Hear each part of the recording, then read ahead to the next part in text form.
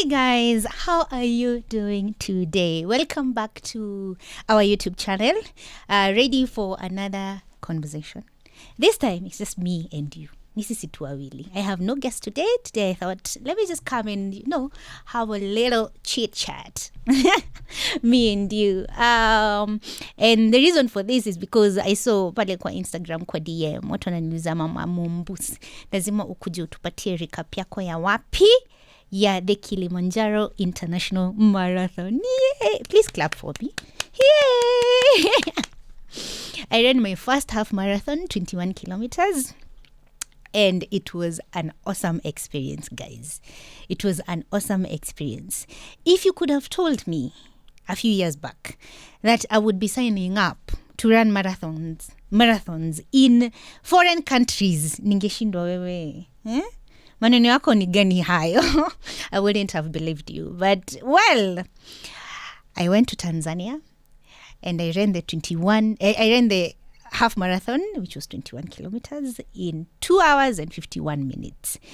And by the time I was crossing that finish line, I was like, oh my God, Judy. Well done.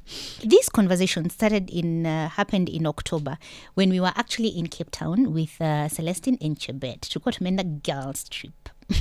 So it's one of the mornings, we are having breakfast and they are chatting about the Stanchart Marathon, which they were actually running the following week after we came back. So wanaongea juu Stanchart, nini wananiambia ni sign up, but hata sasa hiyo singe sign up. I think it had sold out by that time. But then of course I couldn't also sign up because that's the same week we were traveling to China with Baba Mumbus. So they are talking about the Stanchart Marathon. They're very excited. Nini. Alafu Chebet akasema, but actually, there's another marathon that happens the first quarter of this year, called the Kilimanjaro International Marathon. Na Chebet had run the same marathon last year. So we were chatting in October. Early that year, alikuwa ran the same marathon.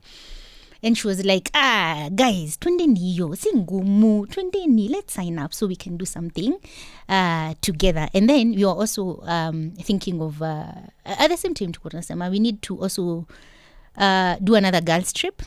Tunaweza maybe jaribu tufanya another girls trip, like early the first quarter of 2025. So when she mentioned, she was like, si twende tukikimbie the Kili Marathon, and then after the Kili Marathon, we get to explore a bit of Tanzania. Alafu itakuwa ndio girls trip yetu. Mimi nikachocheka. Sema kuchochoka. Nikachocheka. And that is how I think, when did we sign up? I think in November. In November of last year. I think the following month after we came back. We signed up for the Kili Marathon. And you know how you agree to do something? And then the closer you get to the date, you start questioning everything and wondering why in the first place ulikuwa umefikiria in your head that you can run a half marathon.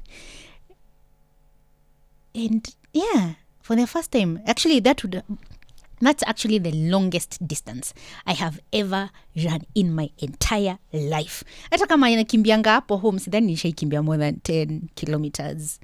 Yeah. Ama hata any kukimbia I've ever done. I don't think I've ever done even more than 12 kilometers. So, of course, Chebet was our coach. She was even sending us, training schedules and whatnot and telling us this is how you need to train for the marathon. If you're going to the gym, it's good because a bit of lifting to, kujenga miguu na nini. But anyway, long story short, guys, I did not train. I did not even follow any of your schedule at Chebet. Nakumbuka, the only running I did was in January, because in February I was traveling a lot. I had that trip to Iran, and immediately I came back. I think 3 days later, ikakuwa sasa we are going to Tanzania for the Kili Marathon. But anyway, nilisema, you know what? I signed up, na nisha invest to pesa, so there is no way I'm going to let my money go to waste, because I work very hard for that money.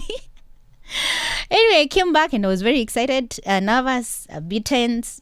kila kitu, because I was feeling like I had not really fully prepared myself for that marathon. I felt like I was guy, sija train ya kutosha, sijui, kuna viatu, sijui kuna nguo, so anyway, all those things.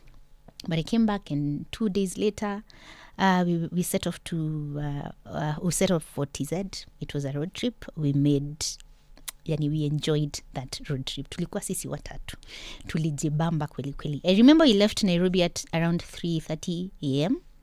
Yeah, so boda tukafika, it was around 6:30. Tulifika boda mapema na manga. The border experience was very swift, very, very swift. And then we went to Arusha, had breakfast, and then our final stop was in Moshi. And that was a day before now the run, which the run was on the following day. And early in the morning on the 22nd of February 2025, tukaamka asubuhi at 5 a.m. We prepared ourselves. We had a bit of breakfast. Of course, ulikuwa unaambiwa you need to maybe have a cup of coffee and a banana.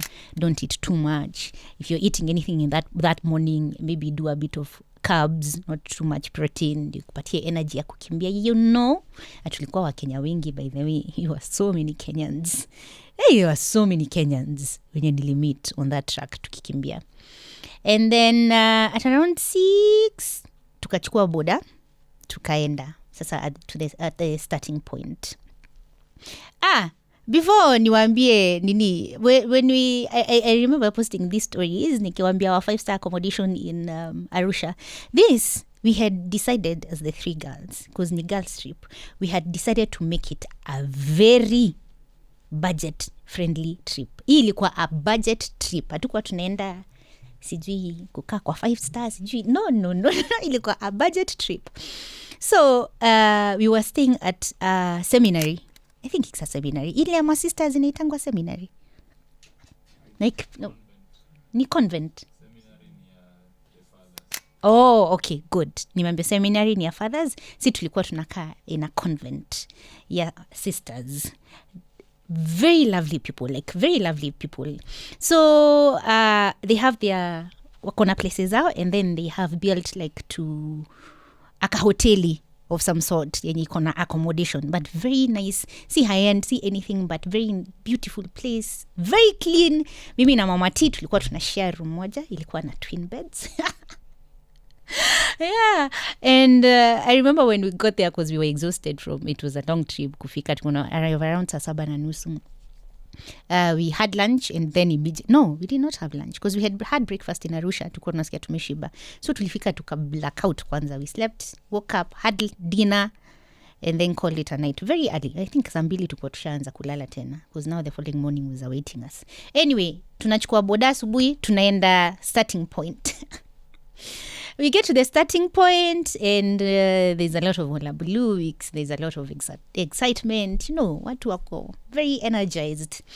The first people to be, what is it called? Ile ya ndio watu waende. Inalia hiyo kitu ndio. The first people to set off. People were running the full marathon, the 42 kilometers. So tukawashangilia, wakaenda. Alafu sasa ndio sisi tukaingia watu half marathon. Let me tell you, it was one of the most interesting experiences of my life, if I can say that. Yeah. Because I think it's one thing you do, because most of the experiences we have is when you travel. And when you're traveling, you're not traveling to go run. Nani ana traveling kwenda kukimbia? Most of us travel to just go experience places, like tourists. But hii sasa umetravel kwenda kukimbia mbio, na si mchezo. So I remember that inaenda okay. It's like something they blow, yeah, and then it was time to set off. Mimi na mama T, because let me tell you, as soon as that thing rang, hatukuona Chebet tena. Chebet tulimpatana naye kwa hoteli. After the marathon, tulimuona kwa hoteli. So mimi na mama Tugi tulikuwa tumesema, nilikuwa nimeambia mama Tugi tutapambana na pole tu. Tupambane mpaka tumalize hii marathon. So I remember nilikuwa nakimbia na acha mama tea kidogo, naenda pale mbele na mngojea ananifikia, tunakimbia kidogo. Mimi nasikia nimechocheka. Unajua ni marathon yangu ya kwanza, so nimechocheka. Then I would run for a bit, then I would wait for her, she would catch up, then we would run again. It was very interesting. Anyway, but around the 7 kilometers there, she told me, you know what, you just go. Enda. Naona ni kama na quest. Wewe, enda, kimbia. Nikaanza sasa hapo ndio nikaanza sasa kukimbia. Because for the better part of the 7 kilometers, hizo za kwanza, ilikuwa a mix of kutembea a bit and a bit of running. But hapa nikasema wacha nijichoche nianze kukimbia. Let me tell you, you think you're fit. You think you've been in the gym lifting some weights. And working out for a couple of years now. Wait until you're in a marathon. Running with thousands of people. People of all ages, people of all body types, people of all body physiques. Let me tell you, at one point, there's this gentleman mwenye ako mbele yangu, and this gentleman has a like a heavy build. Na mwangalia naona, unajua vile unaangalianga mtu unaona huyu haiwezi nishinda. Ndio mimi huwa nangangana nasema huyu haiwezi nishinda. Huyu na anishinda. And you try to keep up with that. I tried to keep up with that gentleman. I couldn't. Like singeweza. Ni hiyo time by the yako na kakitambi kake kazuri. Anakimbia by the so anyway, in short, nikirikapi marathon, sikuwa rekodia ti content nini. There are just a few videos that are playing over here. And I was very sasa nita content ama nitakimbia. Because I can't do both. Sisi fanya mbili, sisi kuwa na hema ati na najaribu ku create content. So I had a bit of, I had filmed a few bits here and there. So, in short, the reason I want to do this recap is just to tell you some of my lessons. Some of the lessons I picked up while running the Kili Marathon. Number 1 is that the pictures that have been, the portrayal of what a fit person looks like on social media, zile picha tumeona za like a fit person, because we all know like a fit person looks like this, is muscular, has a 6-pack, is looks a certain way. When it comes to marathons, that does not matter. Maneno ya fitness ya marathon, like the person you would think in your mind is very fit and is perfect to run a marathon, huyo ndio mtu utapata huko backbench. Alafu yule mtu unafikiria haizi kimbia, huyo ndio mtu wako huko mbele. So I was like, I thought that's a very interesting fact of life, and how sometimes we perceive things and people. Alafu unaenda kwa ground unapata kumbe mambo ni very different, because then marathon ni realize hakuna body type, hakuna body shape, hakuna a perfect body type to run a marathon. Wewe vile uko hivyo, as long as you just do a bit of training. Na training si kwenda gym, training ni hapo tu mtaani kwenu, wewe kimbianga 2 laps hapo, because marathons is all about endurance. So mimi na yule mzae wangu mwenye nilikuwa najaribu kukeep up na yeye, na nilishindwa, by the way alinishinda. Ndio nilipatana na yeye huko, already anapiga picha za medals, mimi zenye naingia nimehema, hata sitaki mtu aniongeleshe. By the way nilimuona mpaka akaniambia you made it. Yes, I did. Because at some point by the way I couldn't believe, I can't keep up. And there were a lot of people like that. Like nilikuwa naona watu najaribu kukimbia kumfikia siwezi. Na huyo mtu ni mwenye ukapata na yeye like the society way, the standards that the society has set for how a fit person looks like. Ukiingia kwa marathon ndio unajua hiyo kitu yote ni uongo. Mapafu ni mapafu, lungs ni mapafu.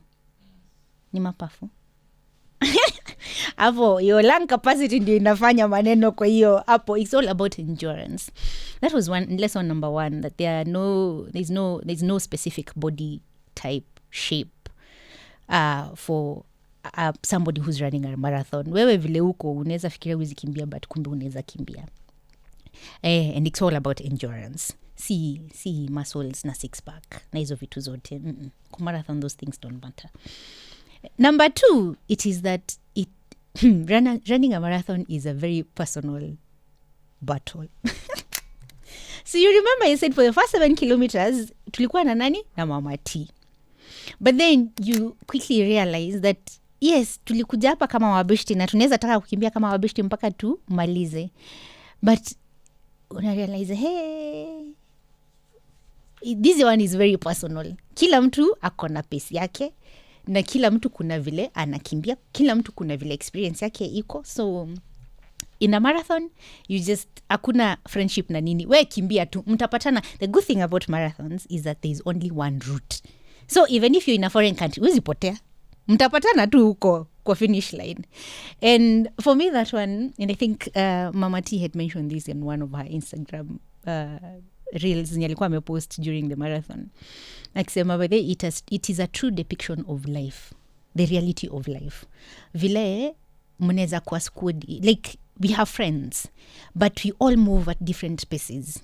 Like kwa life kuna mtu ako hapa, kuna mtu ako hapa na kuna mtu ako hapa.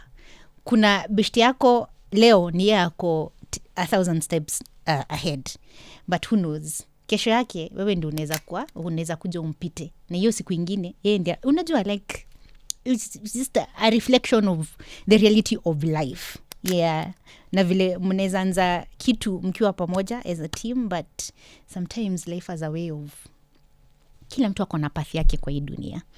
That's another lesson I picked up in when I was running the marathon. The other thing, and I feel like this is the main reason why I decided to come have this conversation with you, is about the importance of pouring into oneself.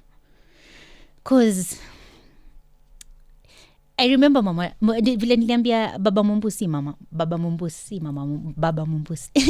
vile I told baba Mumbusi, by the babe, you know nimesign up kukimbia the Kili Marathon and you are doing it in February. He was like, like utoke hapa uende all the way kukimbia like 20, alikuwa do you know 21 kilometers si mingi, si kidogo, unajua ni mob. Namwambia ni mingi. Ananiambia so like why are you doing it? Nikamwambia because for me that is my definition of fun.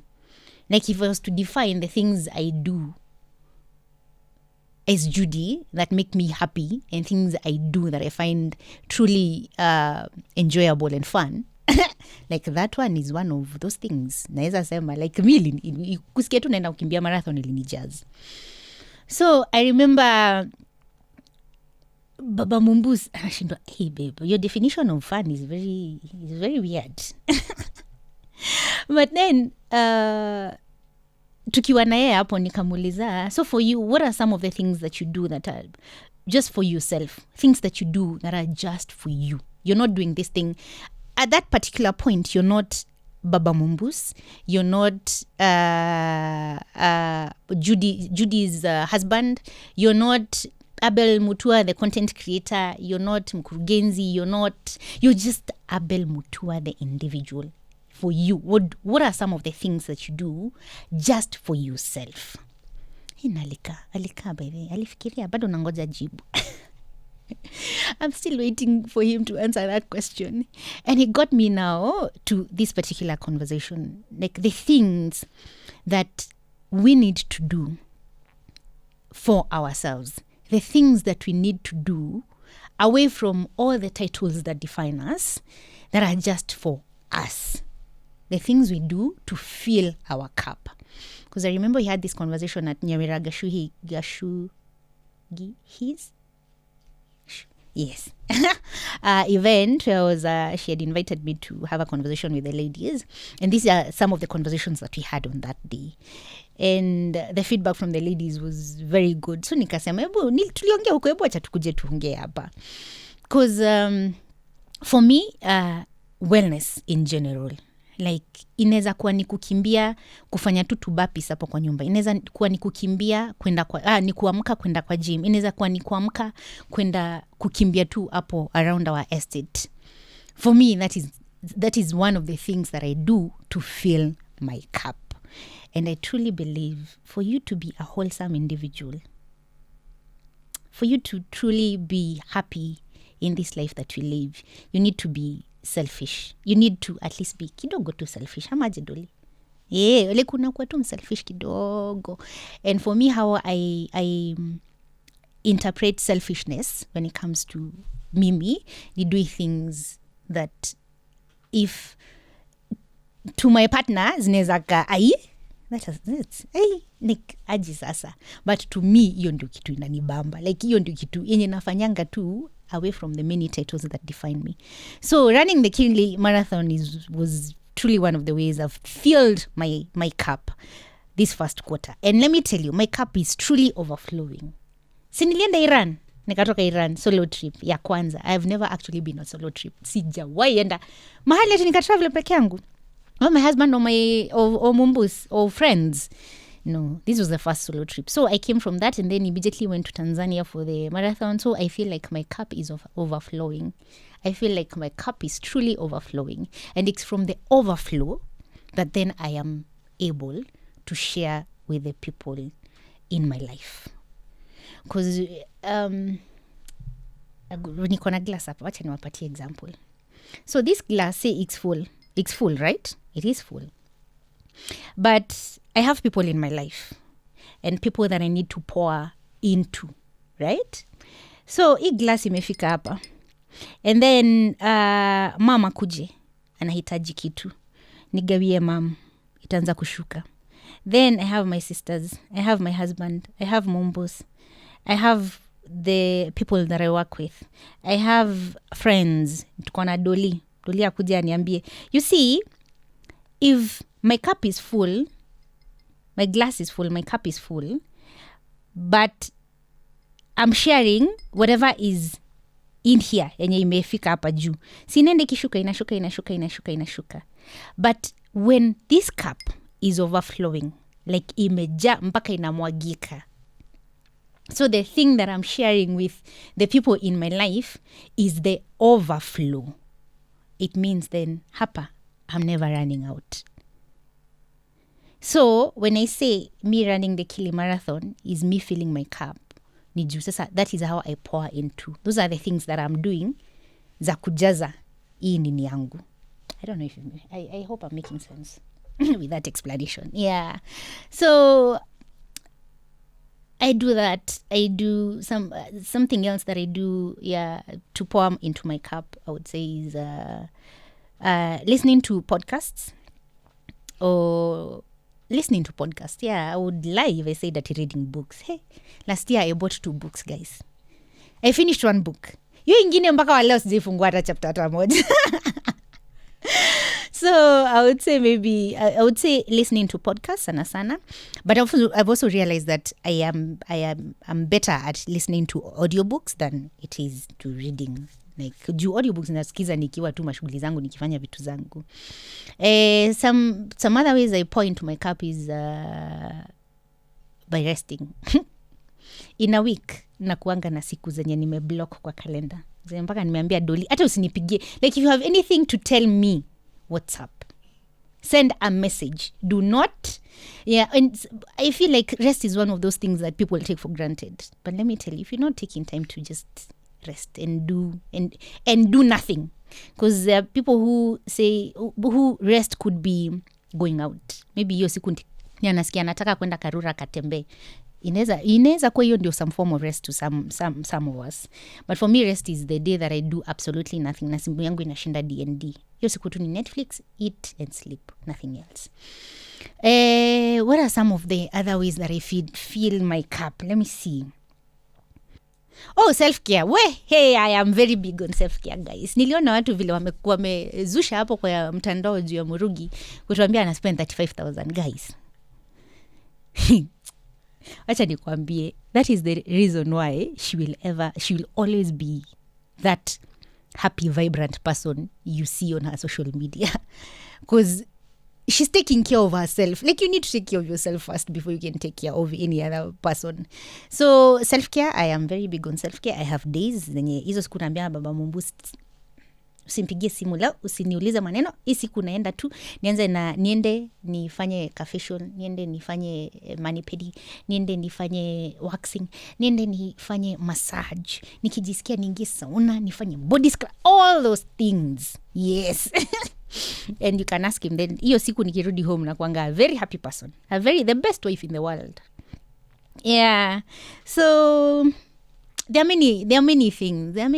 I would say by sometimes giving myself grace, because we set out, especially now, like in the first quarter, we were all writing down our resolutions. And sometimes after January, February, March, by the end of the first quarter, inafika point unafeel guy, boy, I haven't achieved any of the things that I set out to do. And sometimes we become a bit hard on ourselves. So even giving yourself grace, like celebrating the small wins, and also acknowledging that I haven't done this thing, yes, but I'm still on track to achieving it. It's still a form of pouring into your cup. Na feel kuna vitu mingi. But anyway, the conversation was, I just wanted to share about pouring into one's cup, and to ask you to share how you're pouring into your cup hapo kwa comment section. Because I don't know, I had this conversation huko kwa Nyawera, and it became like it was a huge conversation. Yeah, so I thought, let me come and share with you here. And I thought the Kilimanjaro Marathon sets a good context for that conversation. Yeah, because to anybody else, most people don't, actually the most people in my life don't understand. Wako wanaelewa how kukimbia inakubamba. Even my own mom. I remember mamangu, anytime I travel, my mom thinks it's for work. Niko naambia mamangu, sometimes it's not for work, sometimes it's just to have fun. So I remember when I came back from Iran, and then I told her, I'm actually leaving in 2 days, I'm going to Tanzania. Aliniuliza kazi, nikamwambia hapana. Anaenda kufanya nini? Nikamwambia naenda kukimbia. Ate? Utengera? Like, she could not understand. What do you mean? She could not understand. Like, what do you mean kukimbia? And then I was like, we had a very good conversation with her, and I told her about pouring into my cup, nini, so I'm able to take on anything else that, I'm able to pour into her. Nimwambia mama, wacha nikwambie, nisipoenda nitoe pressure. Nikikuja uanze kuniambia sijui kuku inahitaji dawa, juu zimeanza kukufa. Nikiwa I am not in a good space mentally. Sometimes hizo ndio vitu zenye zinakukasirishanga. But anyway, and at the end of that conversation, by the way, she was like, yeah. So nilikuwa nauliza mamangu, mom, by the way, nini vitu gani zingine, what do you do? What is it that you do just for yourself? Yenye si ufanyi juu ya watu wengine. But it was interesting because our parents' definition of that is, because I remember one of the things my mom told me is, she said, kuna neighbor wetu choo yake ilikuwa ime collapse. Unajua hizi mapit latrines ime collapse. And my mom was like, naona mama nani, nilienda nikapata choo yake ime collapse. Nikaenda jaja, sasa nilikuwa nimeuza tu pesa, nilikuwa nimeuza mayai, so niko na tu pesa. Nikaenda nikamnunulia tu mabati na tukajenga. Sasa hiyo ikanifurahisha, nikasikia vizuri sana. Sasa ile maneno ulikuwa unaniambia sijui kikombe imejaa, mimi nasikia kikombe yangu imejaa. But you see, that one, if you were to really think about it, she's still pouring into other people. She's not pouring into herself. But you see, that's her definition. For her, that is how she feels like kikombe yake imejaa. So anyway, just to say that there are different ways we do pour into ourselves. And I would love to hear some of those things that you do that are just for you. Yes. Juu mwaka ndio imeanza, and we still have many months to go. Yeah, and we need to survive. Life is not just about work. Yeah, there are other many things that make this life beautiful. Yeah, and pouring to yourself can be anything. Si lazima ikuwe ni kitu yote ina kukost pesa. Si lazima ikuwe tu ni kitu na need kuingia kwa mfuko utoe pesa. Yeah, so anyway, out of my Kili Marathon experience na the kidogo footage I've shared with you huko mwanzo. I thought maybe it's a good context for this conversation. Yeah, and I hope you learned something. So tell me in the comment section some of the things that you're doing to pour into yourself. Doli yako ni gani? Doli amesema yake anaenda kanisa. Jeff yako ni gani? Jeff amesema rest. Jeff amesema yake ni rest. Jeff amesema, na hiyo ndio nimesema, but it's good and you feel so good, si ndio? Rest is very important. Clifford. Kwa nini nilikuwa nataka kukuita Clint? Cliff. I know. Cliff yako ni gani? Me, I love sunset and hugging trees. It sounds weird though, but it's very grounding. Yeah. Well, Cliff amesema he loves watching the sunset and hugging. Hugging trees. Just watching sunset and maybe walking barefoot in a garden. But it's hugging trees sounds weird. But no, it's a good, you see. No, don't say it like that. Say it like that now it confuses people. This is question. Okay, Cliff amesema watching the sunset in grounding. Grounding ni ile yenye unajua yenye tu unaenda tu unatoa viatu unakanyaga tu nyasi, unatembea kwa nyasi, unasikia tu vizuri. Right? Have I explained it? Yes. Yeah, so tell us, that's what I meant when I said it does not need to be something that costs you money. Yeah. So tell us in the comment section. And until next time, guys, kwaherini.